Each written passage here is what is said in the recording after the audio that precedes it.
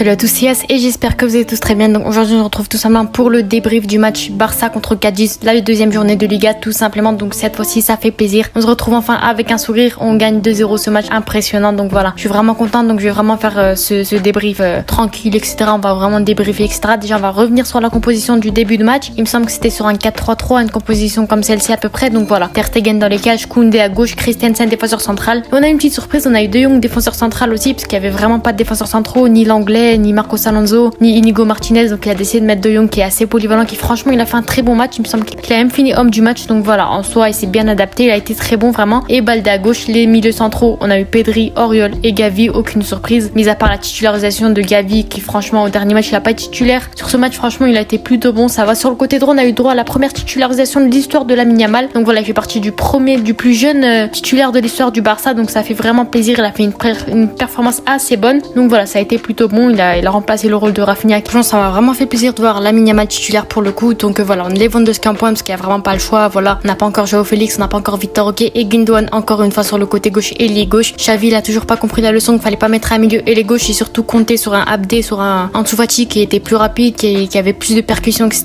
Il a voulu tenter comme ça. Je pense qu'en soi la composition est assez bonne sur les joueurs, etc. Sauf peut-être De Jong défenseur central qui a été un pari risqué quand même si c'est bien adapté. Franchement ça a été un pari plutôt positif, ça s'est bien passé. Juste Gundogan sur le côté gauche ça a été un peu plus compliqué. Je pense qu'il fallait le mettre à son poste normal, un milieu offensif, milieu central, mais au moins qu'il s'exprime à ce poste là, parce que là il est gauche, on a l'impression qu'il est mauvais, etc. Alors que pourtant il offre de belles qualités, il offre de belles choses. C'est juste c'est pas son poste principal, l'ailier gauche il est pas rapide, etc. Mais il a d'autres qualités tout aussi bonnes qui pourraient apporter au Barça. Et si on doit débriefer, on va commencer déjà avec la première mi-temps. On a vu qu'il nous manquait clairement un milieu offensif, ça a été compliqué, on jouait surtout sur les ailes, ça a été vraiment compliqué. Même malgré nos 70% de possession à la première mi-temps, franchement on n'a pas réussi à détruire la défense de Cadiz qui joue à 5 encore une fois comme Retafe, ça a été compliqué. En plus de ça, voilà, ça a été compliqué. Premier penalty pas sifflé sur Lamine Yamal à la 5e minute. On a vu que l'arbitre déjà il a été contre nous comme d'habitude, on a l'habitude, donc voilà, c'est pas forcément plat comme d'habitude. On avait une équipe du Barça assez molle sur cette première mi-temps, c'était assez mauvais, notamment Lewandowski qui franchement depuis ces deux derniers matchs ça a été compliqué pour lui, que ce soit la première mi-temps, deuxième mi-temps. Franchement je sais pas ce qu'il a en ce moment, il est pas forcément en forme, c'est compliqué pour lui. Je pense que vraiment il faut un remplaçant pour le concurrencer et pour qu'il se donne à 100%. Tout simplement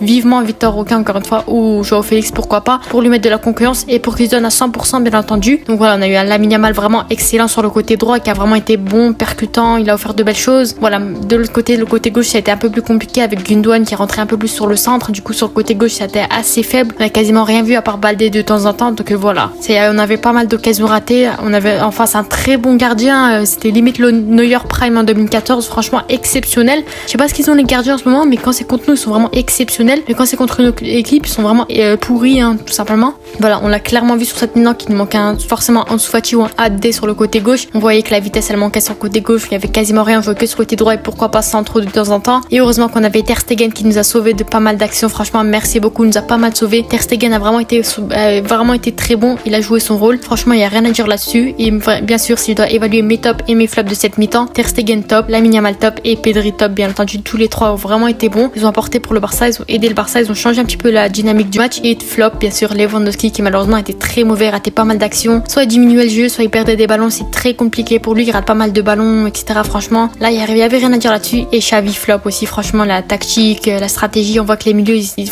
trouvaient pas forcément leur repère, les joueurs trouvaient pas forcément leur repère avec la composition, c'était compliqué pour eux. De ça mettre un ailier sur le côté gauche ça a été compliqué pour eux aussi. Donc Xavi c'était un petit peu un flop, même s'il n'était pas directement en tant que coach, il était sur le banc vu qu'il était suspendu, mais voilà son directeur adjoint lui, etc. c'était assez flop, franchement assez décevant cette première mi-temps. On peut la décrire comme une mi-temps ennuyeuse, faut pas se le cacher, c'était assez compliqué, assez moche. Donc voilà, maintenant on revient sur la deuxième mi-temps et je vais vous faire directement un bilan global du match puisque la deuxième mi-temps c'était à peu près pareil, mais bien sûr c'était beaucoup mieux avec les buts, etc. Franchement on avait des très bonnes entrées de Fati et de Abdé, dommage le hors-jeu du match du but de Fati, mais franchement les deux sont vraiment offerts. C'est à partir de leur rentrée que ça a été plutôt bon. Et bien sûr on a eu un excellent but de Ferran Torres qui a marqué un but en fin de match. Voilà, et on voyait qu'il nous manquait vraiment un milieu offensif, un numéro 10 qui tente de tirer de loin, qui crée le jeu, qui organise le jeu un petit peu avec les milieux de terrain, les ailiers et le buteur. Franchement on a vu que ça manquait ça aussi. Voilà, aussi bien sûr comme tu dis juste avant, faut arrêter de mettre un milieu en tant qu'ailier, Gundogan, Gavi, peu importe. Franchement quand on a un Fati ou un Abdé qu'on a vu sur ce match, franchement ça mérite amplement d'être titulaire sur le côté gauche. Mais bon, Xavi il a voulu jouer comme ça, mais je pense que vraiment là il doit retenir sur cette fin de match, ça a été vraiment excellent avec Fati et Abdé, il doit le retenir et je pense que vraiment il mérite d'être titulaire sur ses prochains matchs. Bien sûr faut aussi trouver un remplaçant à Lewandowski, bien certes on attend Victor Roque qui arrive bientôt, mais voilà pour le moment on a Ferran Torres il me semble, donc voilà franchement franchement, Joao Félix aussi, ça reste un très bon truc, mais pour la concurrence, je pense vraiment qu'il lui faut un remplaçant, histoire qu'il se donne à 100%. Et je pense que vraiment, il nous manque ces recrues-là. Cancelo, Félix et Vitor Roque, que franchement, je pense que si on les recrute,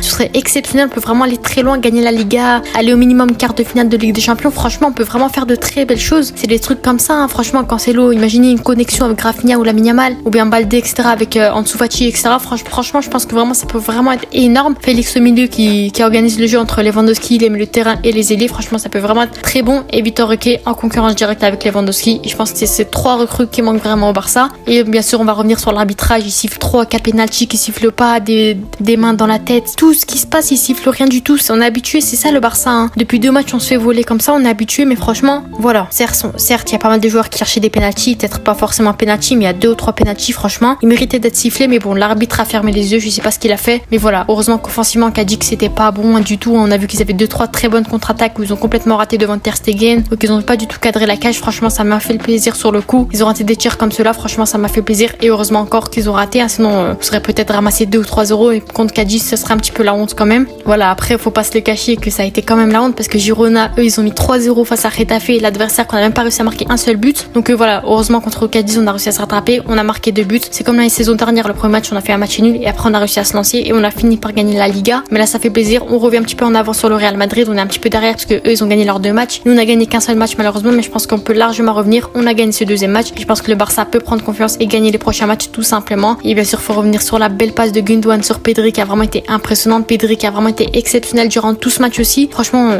il y a des fois, j'ai cru voir Iniesta carrément tellement il driblait, il faisait pas mal de choses. Et pour moi, je pense que ça a été l'un des meilleurs joueurs du Barça dans ce match. Vraiment très bon, percutant, défensivement, offensivement, il a offert pas mal de choses. Comme De Jong aussi. Et pour moi, franchement, il méritait pour moi d'être homme du match. Hein. Mais bon, voilà, il y a pas mal de joueurs. De Jong aussi méritait. Mais voilà. En tout cas, surtout, n'hésitez pas à donner vos avis en commentaire sur ce match, vos tops et vos flops. Et voilà, surtout, n'hésitez pas à vous abonner et à liker. C'était Ciao.